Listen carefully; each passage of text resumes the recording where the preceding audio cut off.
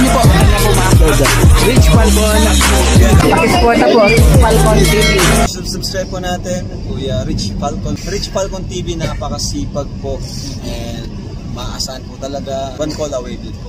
Kalingap partner. Okay. Rich Falcon TV. Shout out, mga kalingap. God bless.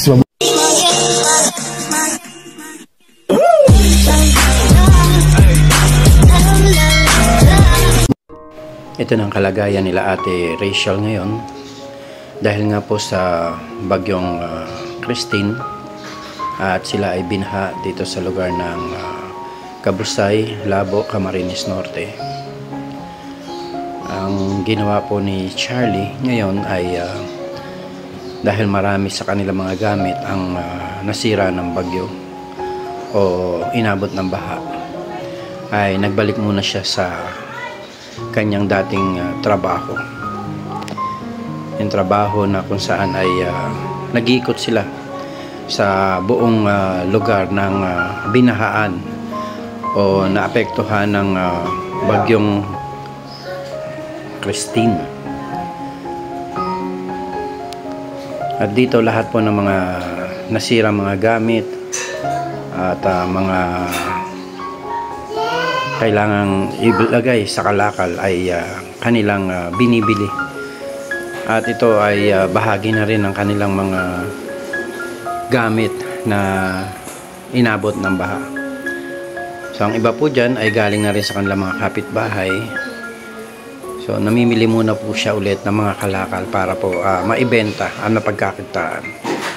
Kaya nakakabilib din po talaga itong si Charlie dahil bukod sa pagluluto ng almusal sa umaga, pagkatapos ay si Rachel na ang nagtitinda, ay naghahanap naman siya ng ibang pwedeng pagkakitaan. At ito nga ang kanyang isa sa mga naisip na gawing hanap buhay, ang pangangalakal. At ito po ang mga iba't ibang kalakal na kanilang nakukuha. Nagpa-plastic, bakal, yan, yung mga sirang electric fan na hindi nila kayang kumpunihin ay hinihiwalay nila yung mga tanso at medyo mahal ang bentahan ng mga tanso. Yung mga plastic ay pinagsasama-sama at maging ang mga bakal, lata ang hinihiwalay. At hinihiwalay nila ang mga basurang nabubulok at hindi nabubulok. At yun lang po yung mga itinatapon nila sa mga basurahan dito.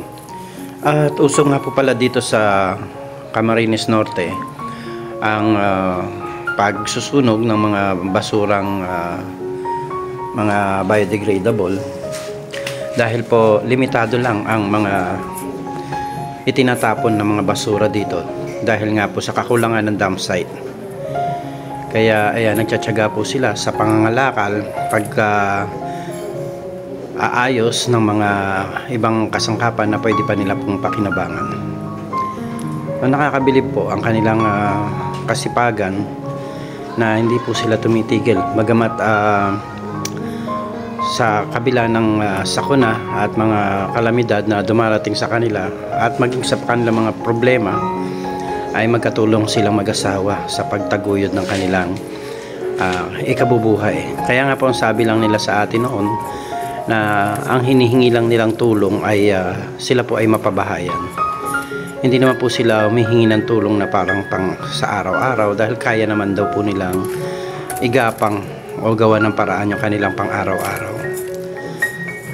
Yun lamang po yung biglaang pagpapagawa ng kanilang bahay na hindi na nila alam kung saan nila kukunin ang perang gagamitin para po dito.